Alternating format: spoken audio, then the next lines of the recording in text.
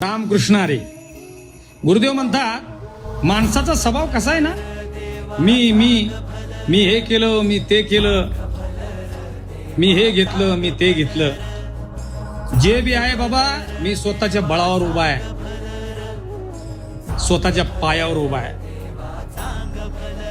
गुरुदेव म्हणतात खरंच तू स्वतःच्या पायावर उभा आहे का? तुला कुणी केलं पायावर उभा? अरे तू लहान होता ना, तुझ्या हाताला धरून तुला उभा करणारा कोण?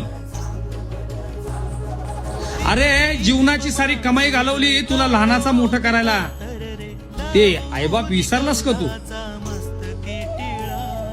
मग तू स्वतःच्या बळावर उभा कशावर ना? अरे जी बी तू कमावलंस, ज्या बी ठिकाणी तू उभा आहेस ना, अरे आई वडिलाच्या आशीर्वादामुळे उभा आहे असं मान. स्वतःच्या बळावर नको. कारण आई वडिलांनी केलेला उपकार जीवनात कधीच विसरू नको. तुझा जन्म झाला ना, तुझ्या हाताला धरून चालवाय शिकवणारे आई वडील, तुला हात देऊन उभा करणारे तुझे आई वडील,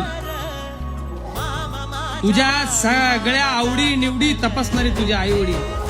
मग तू स्वतःच्या बळावर उभा कुठनं राहिला? अरे तुला उभा करणारे तुझे आई वडील. म्हणून आई वडिलाचं उपकार